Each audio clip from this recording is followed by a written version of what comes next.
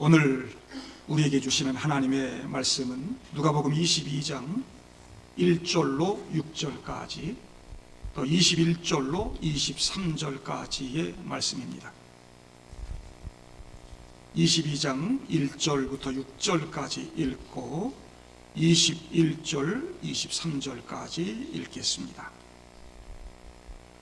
6월절이라 하는 무교절이 다가오매 대제사장들과 서기관들이 예수를 무슨 방도로 죽일까 궁리하니 이는 그들이 백성을 두려워함이더라. 12 중에 하나인 가룟신이라 부르는 유다에게 사탄이 들어가니 이에 유다가 대제사장들과 성전 경비대장들에게 가서 예수를 넘겨줄 방도를 의논하매 그들이 기뻐하여 돈을 주기로 언약하는지라.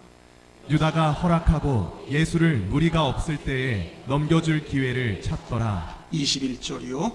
그러나 보라, 나를 파는 자의 손이 나와 함께 상 위에 있도다. 인자는 이미 작성된 대로 가거니와 그를 파는 그 사람에게는 화가 있으리로다 하시니 다 같이 그들이 서로 묻되 우리 중에서 이 일을 행할 자가 누구일까 하더라. 아멘. 날씨가 좀 덥죠. 본당 안에 들어오면 좀 시원해야 되는데 이 안에도 좀 덥습니다. 바로 위에가 옥상이다 보니까 이게 며칠째 뜨겁게 달궈져 있다가 아무리 에어컨을 이렇게 틀어도 시원해지질 않습니다. 주님께서 여러분 마음을 시원하게 해줄 줄로 믿습니다. 그래도 습도는 높지 않아서 좀 견딜만 하죠. 어르신들은 밤에 잠 잘 못 주무시는 그런 날들이 많으신 것 같은데 특별히 어르신들 이 여름 잘 이겨내시고 건강하실 수 있기를 바랍니다. 날씨가 아무리 더워도 마음이 시원하면 견딜 수 있는데 요즘 더 마음이 답답하고 열받는 일들이 많이 생기죠.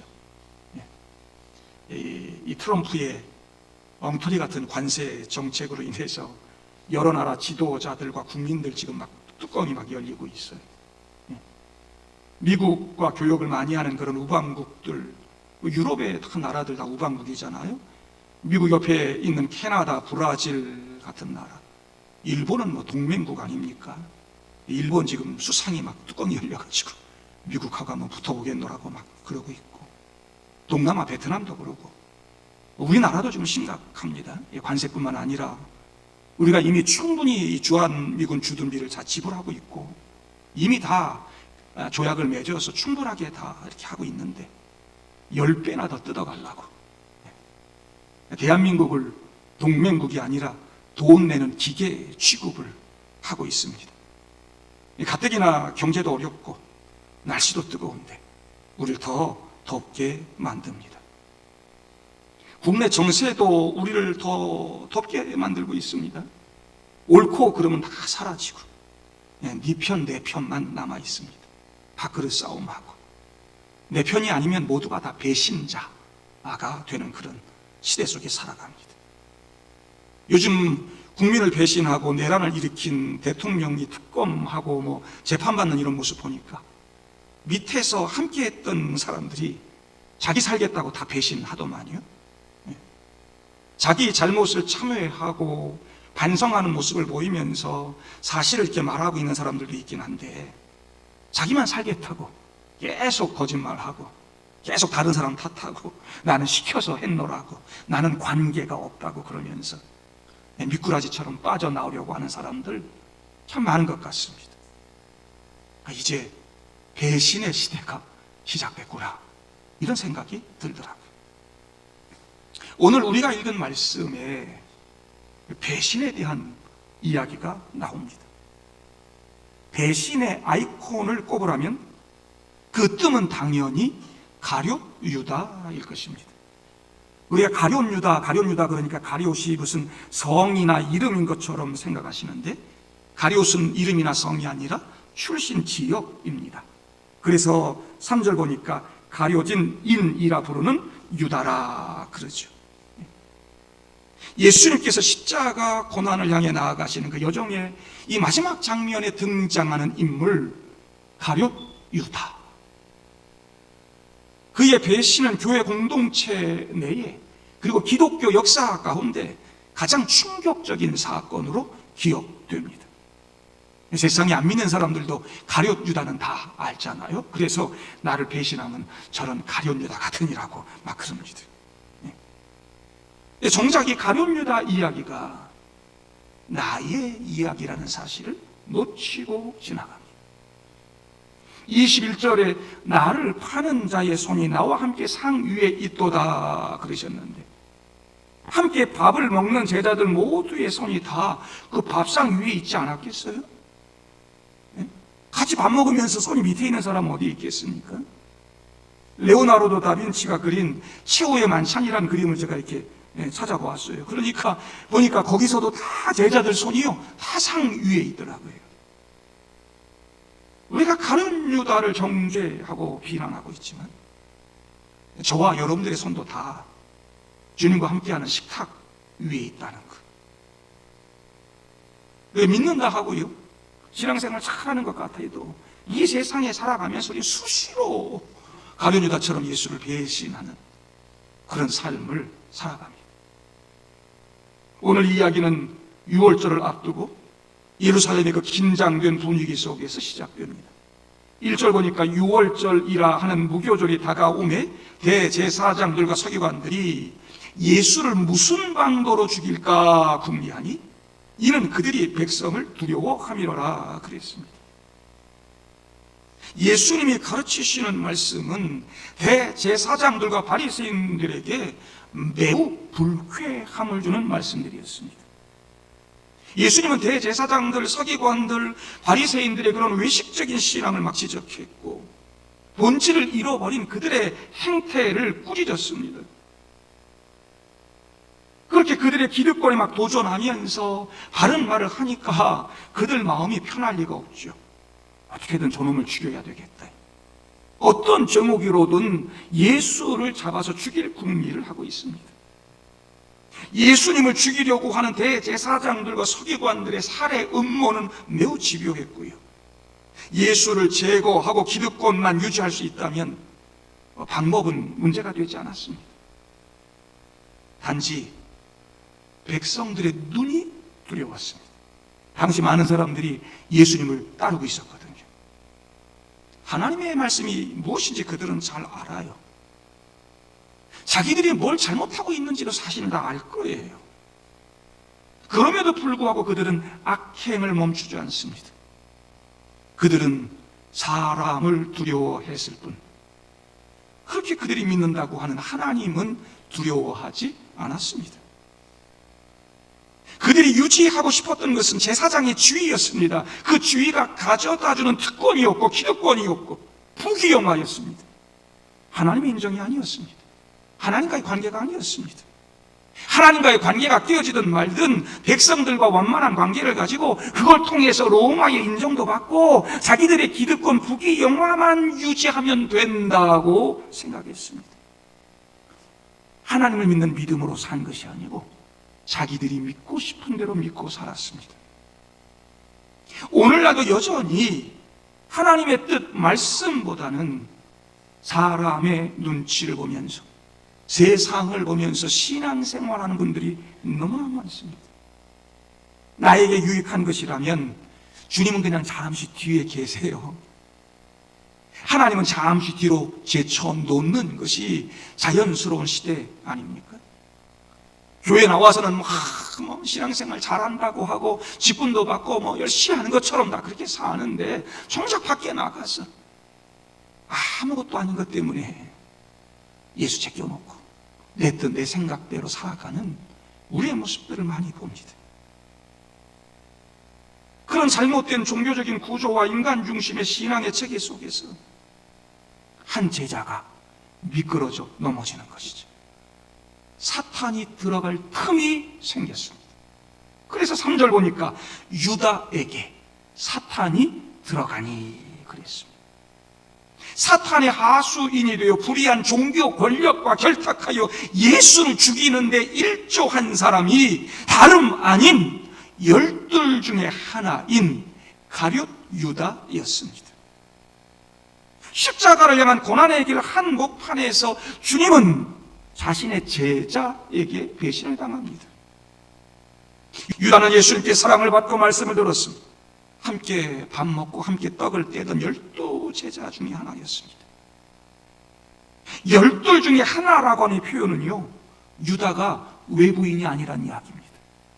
안 믿는 다른 사람들이 아니었다는 것을 강조하는 것입니다. 그는 예수님과 가장 가까운 제자 중에 한 사람이었습니다. 배신은 늘 멀리 든 게 아니지요. 가장 가까이 있는 사람에게서 옵니다. 정치하는 사람들의 이야기만 아닌 것 같아요. 신앙인들의 이야기 가운데도 언제든 일어나는 일들이 배신이라고 하는 것입니다. 유다에게 사탄이 들어갔어요. 사탄이 들어갔다는 말은 단순히 귀신에 들렸다거나 정신적으로 문제가 생겼다거나 이런 의미는 아닐 것입니다. 그는 서서히 진리에게서 멀어져 갔습니다. 점점점 어둠이 들어올 수 있는 문을 열어주고 있습니다. 처음엔 단순히 실망하는 마음이 있었을 것입니다. 무슨 소외감 같은 거 가졌는지도 모르겠습니다. 메시아에 대한 오해를 품었을지 모릅니다. 그런 것들이 점점점 깊어지니까 원망이 되고 분노가 되고 그 마음속에 탐욕이 자리 잡고, 그러니까 사탄이 그의 마음속에 들어가서 그의 생각을 지배하게 되고 결국 배신의 자리까지 나아가게 됐단 말입니다. 어떤 이유에서든 가룟 유다가 사탄의 유혹에 걸려들었단 말입니다. 단순히 돈 때문인지, 자기가 기대했던 메시아와 예수가 다르다고 판단했기 때문인지. 여러분, 돈 때문이라고 하기에는 은 30이 당시 그리 많은 돈이 아니었습니다. 당시 30대 초반의 건장한 남자 노예가 팔릴 때 여러분이 은 30이라고 하는 것은 헐값에 불과했습니다. 나이 먹은 노예, 힘 잘 못 쓰는 노예, 이런 노예들이 그저 은 30, 30대 건장한 노예는 그것보다 훨씬 많은 돈을 받았습니다. 이 유다가 단순히 돈 때문만은 아니지 않나. 가룟 유다는 자기가 추구하는 어떤 목적이나 가치가 있었던 것 같아요. 예수를 보면서 이분이 메시아다, 이분이 우리가 고대했던 그런 놀라운 역사 만들어줄 것이다, 로마 뒤집어 엎고 우리나라에게 자유를 주고 다시금 회복을 주고 나는 높은 자리도 올라가고 막 이런 기대. 근데 예수님께서 행하시는 모습을 보니까 자기의 기대와는 달랐던 것이지. 예수님을 잘못 이해하고 잘못 판단하고 따랐던 것입니다. 구원자 예수, 십자가 예수, 죽음으로 구원을 완성하실 그 예수를 보지 못했던 것이죠. 죽어야 사는 예수, 그분이 죽어야 내가 산다는 걸 깨닫지 못한 가룟 유다. 예수님을 따르는 것은 자기를 부인하고 자기 십자가 지고 예수 따라야 하는 것인데 참 메시아이신 예수 깨닫지 못하고 여전히 자기를 부인하지 않고 자기 생각, 자기 방식, 자기 뜻, 그는 주님의 말보다도 자기의 생각, 사탄의 말을 더 믿었습니다. 그래서 배신의 자리까지 간 것입니다. 오늘 우리도 주님 말씀에 실망하고 내 기대대로 다 되지 않는다고 해서, 주님이 내가 기도하는 대로 움직여주지 않는다고 해서 실망하고 낙심하고 이게 아닌가 봐, 이런 생각하고 있지는 않습니까? 내가 교회 좀 다녀주고 헌금도 이렇게 드리고 봉사도 하고 그러면서 내가 이렇게 기도 좀 하면 주님이 좀 껍벅 죽고 내가 기대한 대로, 내가 원하는 대로 우리 주님이 좀 움직여 주셔야 되는데, 내가 원하는 대로 해주고 내게 좀 복도 주고 아들, 딸도 잘 되게 하고 권세도 주고 좀 나도 좀 출세하고 그래야 되는데 이게 뭐가 뜻대로 잘 안 돼. 예수가 진짜인가? 하나님 살아계시긴 한 건가? 나 교회 괜히 다니다 봐. 목사가 말씀 그대로 예수의 가치를 설교하면 많은 분들이 재미없다 그럽니다. 은혜가 안 된다 그럽니다. 성공과 출세를 말하고 날마다 축복을 말하면 은혜 받았습니다 그러고 설교를 잘한다 그럽니다. 성도 여러분, 교회를 나오는 목적, 예수를 믿는 목적이 애초부터 잘못되어 있으면 우리 그렇게 신앙생활하는 것입니다. 언제든 우리는 실망할 수 있게 됩니다. 내 기회대로 안 된다. 그리고 아무것도 아닌 그 조그만 시련이 찾아와도 낙심하게 되고 흔들리고 그러는 것이죠. 예수님 팔아먹고 삽니다. 배신을 결심한 가룟 유다는 대제사장들과 성전 경비병들에게 가서 예수가 따르는 무리가 없이 한적하게 있는 때를 알려주고 돈을 받기로 언약을 맺습니다. 예수님을 가까이에서 함께하고 늘 예수님의 가르침을 직접 듣고 예수님의 기적도 보고 예수님과 함께 한자리에 앉아서 밥도 먹고 그랬음에도 불구하고 이렇게 바뀌지 않을 수가 있나? 이럴 수 있나? 그런 생각하면서 참 놀랍다. 그 엄청난 기적을 보았으면서도 엄청난 권식 있는 말씀을 들었으면서도 그분의 따뜻함과 그분의 사랑과 가난한 사람들, 병든 사람들, 장애인들 차별하지 않고 남녀를 차별하지 않고 언제나 따뜻하게 품어주시고 죄인들을 봐도 함께 하시고 그들과 어울리셨던 그런 예수님의 모습을 보면서도 이렇게 변화되지 않는 사람이 있나? 진리의 말씀을 그렇게 많이 들었음에도 불구하고 그렇게 변화되지 않는 사람이 있나? 참 놀랍다. 그러다가 내가 바로 그런 사람 아닌가? 그런 생각이 들었습니다. 내가 참 놀랍다. 내 평생 교회 다녔는데 내가 지금껏 예배 진짜 여러분 저는 평생 어릴 때부터 주일에 빠져본 기억이 별로 없습니다. 정말 죽을 똥 정말 살똥해가지고 그래도 다 교회 나갔습니다. 정말 어릴 때 주일학교 때 정말 아파가지고 예배 한번 빠지고 군대에 입대했는데 교회 안 보내줘서 못 간 날 하루 빠지고 지난번에 코로나 걸려가지고 한번 빠지고 그 3번 정도 내 평생 살면서 그동안 내가 말씀을 연구하고 말씀을 공부하고 성도들에게 설교하고 가르친 것이 얼마인가? 근데도 여전히 변화되지 않고 여전히 따지고 계산하고 언제나 주님이 뒷전이고 주님보다 나와 내 방식을 더 사랑하고 살았던 나의 모습은 아닌가? 여러분 나도 유다처럼 예수 팔아먹거나 배신한 적 없습니까? 그 돈 몇 푼 때문에 예수 부인하고 살지 않습니까? 이 땅에 즐거움과 쾌락들이 주어질 때 예수님 잠깐만 눈 감아주세요. 세상에 이렇게 좋은 게 많은데 그러고 세상에 나가서 예수 없는 삶 살지 않습니까? 내 목적, 내 기대와 좀 다르다고 해서 자꾸 신앙에 흔들림이 오고 조그만 세상에 유혹이 있으면 다 그것 때문에 주님 떠나고 그러지 않습니까? 예수 중심의 삶이 아니라 나 중심의 삶을 살아가면서 언제나 주님보다 내가 더 위에 서는 그런 신앙의 삶을 살아갑니다. 오늘 가룟 유다가 그랬습니다. 4절 보니까 예수를 넘겨줄 방도를 의논하네 그랬습니다. 여러분 여기 넘겨주다라고 하는 이 단어 신약 성경에는요 전하다, 전수하다, 전달하다는 의미로 사용합니다. 똑같은 단어 되어 있습니다.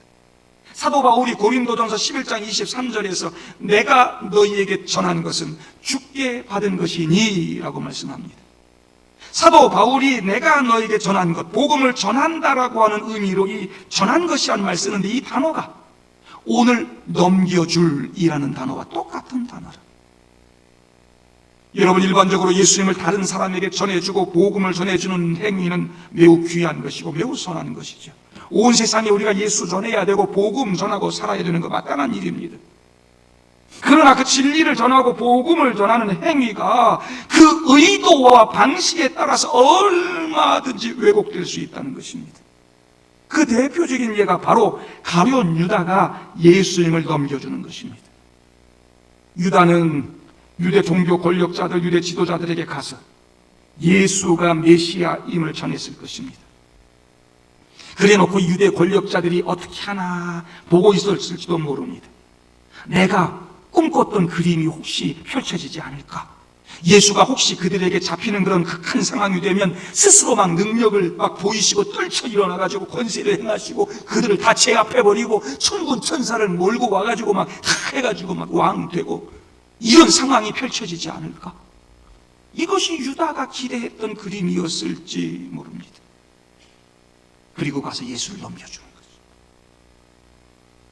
예수를 유대 종교 권력자들에게 전했지만 그건 결국 예수를 넘겨주고 배신하는 꼴이 됐습니다. 말씀을 전한다고 하면서 자기의 정치적인, 경제적인, 사회적인 유익을 위해서 메시지를 왜곡할 수 있다는 것입니다. 성경 말씀을 이 땅의 물질의 부유함과 성공으로 축소시켜버리고 이 복음을 기복신앙으로 변형하기도 합니다. 이 땅의 많은 종교 지도자들이, 많은 목회자들이 예수님의 가르침을 자기의 정치적인 유익과 돈벌이로 사용하고 있지 않습니까? 예수 잘 믿고 그 예수님 말씀 전한다고 하면서 큰 교회를 만들고 높은 자리를 얻고 권세 얻고 싶고 성도들에게 날마다 헌금 강조하고 그러고 싶어 한다면 가룟 유다와 같이 예수를 세상에 넘겨주는 꼴이 되는 것이다. 예수를 전하고 말씀을 전하고 있지만 그 똑같은 단어가 가룟 유다에게는 넘겨주는 꼴이 된 것처럼 예수 전해야지, 복음을 전해야지, 예수의 가치를 전하고 진리를 전해야지, 예수를 너희들 마음대로 하라고 사탄의 세상에 넘겨주면 되겠습니까? 성도 여러분, 예수 믿고 예수 전한다고 하면서 나 때문에 예수가 이 세상에서 조롱받고 함부로 취급받고 있는 일은 없는가? 내가 예수를 세상에 넘겨주고 살고 있지는 않은가? 나의 주님, 나의 구주, 그 위대하신 분을 온전히 전하지 못하고 내 탐욕 때문에, 내 욕심 때문에, 내 못된 내 자아 때문에 끊임없이 예수를 사탄이 움직이는 세상에 팔아먹고 넘겨주고 그래서 예수를 부끄럽게 만드는 우리들의 모습은 아닙니까? 여러분, 그저 가룟 유다를 단순히 배신의 대명사라고만 본다면 우리는 그를 정죄하는 것으로만 그칠 수밖에 없습니다. 하지만 그를 우리 모든 믿는 사람들이 직면할 수 있는 가능성의 대표자로 본다면 우린 이 유다 이야기를 통해서 나 자신을 겸허하게 되돌아갈 수 있어야 된다는 것이죠. 사탄이 들어가 교회를 잘 다녀도 1년 365일 교회 잘 나오고 매 주일 예배를 잘 드려도 얼마든지 사탄이 들어가 이 배신의 시대에 누구나 예수님을 배신하고 살 수 있다는 것입니다. 아무것도 아닌 것, 별거 아닌 것, 그것 때문에 예수님 배신하고 사는 유다는 예수님의 제자였고 오랫동안 그분을 따랐던 사람입니다. 그러나 결정적인 순간에 그는 실족했습니다.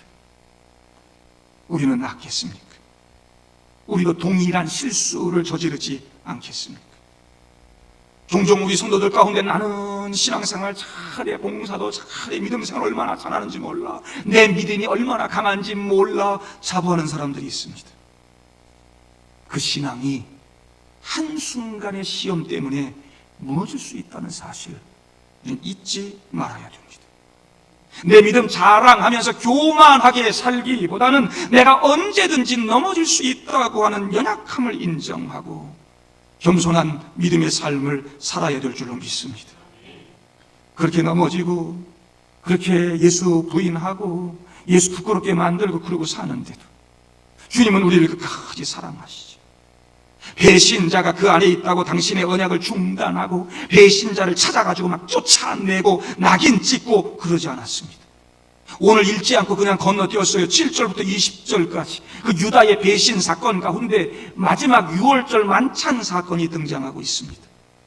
6월절은 출애굽의 기념일입니다. 해방과 구원의 상징입니다. 예수님은 이 만찬을 통해서 내가 친히 유월절 어린 양이 되어 온 인류를 죄의 죽음과 고통에서 출애굽시키고 구원해 줄 것이다 라고 선언하고 있는 것입니다. 떡을 나누면서 이것은 너희를 위하여 주는 내 몸이라, 잔을 나누면서 내 피로 세우는 새 언약이니 곧 너희를 위하여 붓는 것이라, 그러면서 언약의 말씀들을 주십니다. 예수님은 다른 제자들과 동일한 떡과 잔을 유다에게도 나누어 주셨습니다. 유다를 미워하지 않았습니다. 배신자 유다를 이미 알고 있었지만 내치지도 않았습니다. 끝까지 사랑하셨습니다. 배신자가 그 안에 있었음에도 불구하고 그 구원의 언약을 중단하지 않으셨습니다. 주님의 사랑은 조건이 없고 끝까지 베풀어지는 것입니다. 이것이 진짜 은혜인 것입니다. 자격 없는 자에게 주어지는 구원. 그때 그 자리에서 가룟 유다가 그 은혜를 깨닫고 돌이켰다면 얼마나 좋았을까요? 유다가 그 놀라운 은혜를 받았음에도 끝까지 돌이키지 않았다는 사실이 우리 모두를 안타깝게 합니다. 21절에 보라, 나를 파는 자의 손이 나와 함께 상 위에 있도다. 이때 유다의 마음이 뜨끔했을 것입니다. 이 손이라고 하는 단어는요, 성경에서 그 사람 자체를 말하기도 하고 인격을 말하기도 하고 힘과 권세를 말하기도 합니다. 하나님의 손이 그러면 하나님의 권능, 하나님의 권세를 말하기도 해요. 또 다른 뜻이 있는데 뭔가를 하려고 하는 의도를 표현할 때 손이라는 말씀입니다. 손. 이 손으로 뭘 하잖아요. 손으로. 여러분, 이 배신의 손은 숨겨지는 거 아니에요? 등 뒤에 있어야 되는 거 아니에요? 주로 뒤에 숨겨져 있는 것인데 지금 그 배반의 손이 눈에 보이도록 식탁 위에 있습니다. 예수님과 함께하는 마지막 유월절 만찬의 식탁, 예수님과 함께 앉은 이 유월절 자리는 친밀함과 사랑으로 가득한 자리였습니다. 그런데 예수님과 함께하는 그 식탁 위에 예수를 배반하는 손이 있습니다. 우리는 그 다음 이야기가 어떻게 전개되는지를 알아서 그 손이 가룟 유다의 손이라는 걸 특정하지만 당시 제자들은 그게 누군지 몰랐습니다. 왜냐하면 다른 제자들의 손도 다 그 식탁 위에 있었기 때문입니다. 그래서 주의 만찬에 참여한 모든 제자들이 서로 얼굴 보면서 우리 중에 이 일을 행할 자가 누구일까 하려 찾았습니다. 우리 중에 이 일을 행할 자가 누구일까요? 보라, 나를 파는 자의 손이 나와 함께 상 위에 있도다. 함께 예배드리고 주님이 차려주시는 식탁 위에 앉아 함께 밥을 먹고 예수를 잘 믿는 얼굴로 다 같이 이렇게 앉아 있습니다. 그 안에 예수님을 파는 손이 있다. 우리 중에 이 일을 행할 자가 누구일까? 어쩌면 식탁 위에 손을 얹고 있는 그들 모두가 예수님을 배반할 가능성 가지고 있습니다. 실제로 베드로는 예수님 모른다고 3번 부인했고 다른 제자들도 십자가 앞에서 다 도망쳤습니다.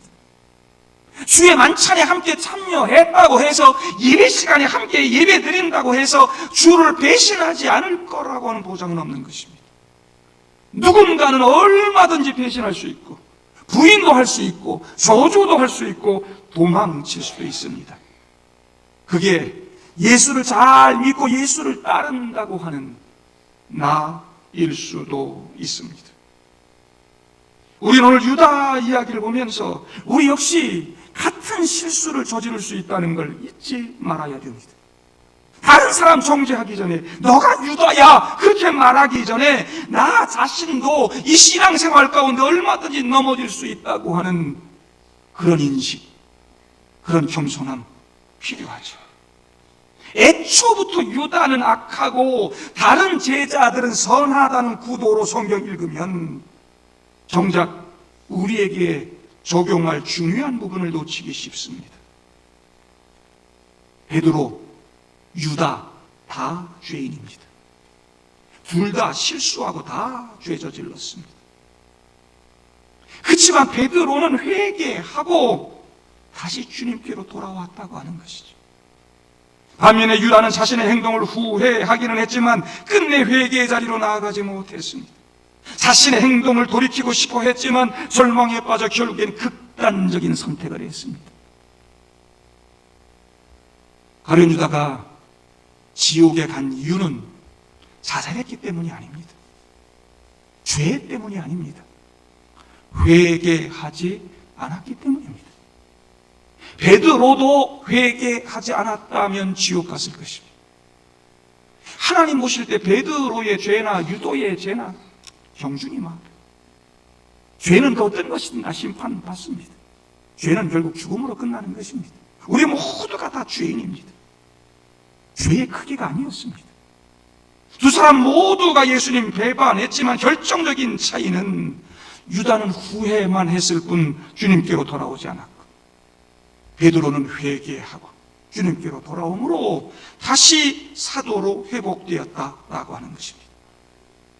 유다는 예수님 사랑받았지만 그 사랑을 저버렸습니다. 역사에 남는 배신자가 됐습니다. 그런데 그 유다의 그림자 가운데 언뜻 나 자신의 모습이 보일 때가 있습니다. 주님을 이용하고 주님보다 다른 것들을 더 소중히 여겼던 일들이 우리들 가운데 얼마나 많았던지, 그 가룟 유다의 모습, 그 그림자 안에 나의 모습들이 자꾸 보이더라. 예수님은 사랑했던 제자들 가운데서도 배신자가 있을 것을 아셨습니다. 그럼에도 그 길을 묵묵히 걸어가십니다. 예수님은 우리의 죄를 위해 친히 유월절 양이 되셔서 십자가에서 피를 흘리시고 몸이 찢겨지시고 피 흘리고 돌아가셨습니다. 그래서 우리의 모든 죄값을 다 갚으셨습니다. 그 은혜, 그 사랑을 잊지 않는 저와 여러분들 될 수 있기를 바랍니다. 이 배신의 시대에 그 주님의 은혜, 주님의 사랑을 기억하고 예수님 다시 붙잡을 수 있는 여러분들 될 수 있기를 바랍니다. 가룟 유다처럼 예수님을 세상에 넘겨주는 사람 되지 마십시오. 베드로처럼, 바울처럼 예수님 전하는 사람들 될 수 있기를 바랍니다. 그러기 위해서는 주님 앞에 정직하게 설 수 있는 사람들 되기를 바랍니다. 나를 포장하고 안 그런 척, 바리새인들이 얼마나 안 그런 척 했는지 모릅니다. 얼마나 외식과 위선을 가지고 살았는지 모릅니다. 끊임없이 부귀영화를 추구하며 물질과 권세를 누렸던 사두개인들 부러워하면서 나도 돈 많이 갖고 싶다, 나도 높은 자리 갖고 싶다, 그렇게 속으로는 그러면서 끊임없이 탐욕을 가지고 살면서도 바리새인들은 아주 깨끗한 척, 거룩한 척 외식하는 삶을 살았습니다. 가룟 유다도 그렇습니다. 그의 속에 끊임없는 탐욕이 있고 불신이 있고 불평이 있고 불만이 있으면서도 안 그런 척하고 예수님 따라다녔습니다. 마귀가 들어갔습니다. 저는 저와 여러분들의 믿음이 주님 앞에 정직한 믿음이 될 수 있기를 바랍니다. 착한 믿음, 순수한 믿음, 교회 나와서 안 그런 척 괜히 폼이나 잡고 거룩한 척, 봉사 잘하고 예배 생활 잘하고 믿음 생활 잘하는 것처럼 여러분, 나를 포장하면 절대로 믿음은 성장하지 않습니다.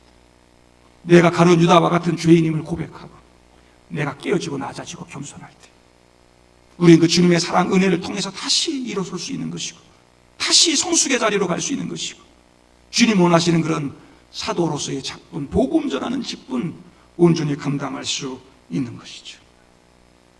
외식과 위선의 시대, 이 배신의 시대, 저와 여러분들 모두가 우리 연약함을 솔직하게 인정하고 가룟 유다라고 이러면서 비난하고 정죄하고 그러지 말고 서로 격려하고 아껴주고 용서해주고 손잡아 일으켜주고 함께 가자 그러고 예수 닮아가자 그러고 그렇게 아름다운 공동체를 이루어갈 수 있기를 바랍니다. 회개 없는 회복, 회개 없는 부활은 없습니다. 끊임없이 회개하고 주님 앞에 무릎 꿇음으로 주님의 사람으로 굳건히 세워져 가는 그런 믿음의 사람들 될 수 있기를 바랍니다. 주님의 사랑 앞에 겸손하게 무릎 꿇고 다시 우리의 믿음을 시작할 수 있는, 통곡하고 다시 일어나서 예수님 따라갔던 베드로처럼 주께서 맡겨진 사명 잘 감당하는 저와 여러분들 다 될 수 있기를 주님의 이름으로 축복합니다. 함께 기도하시죠.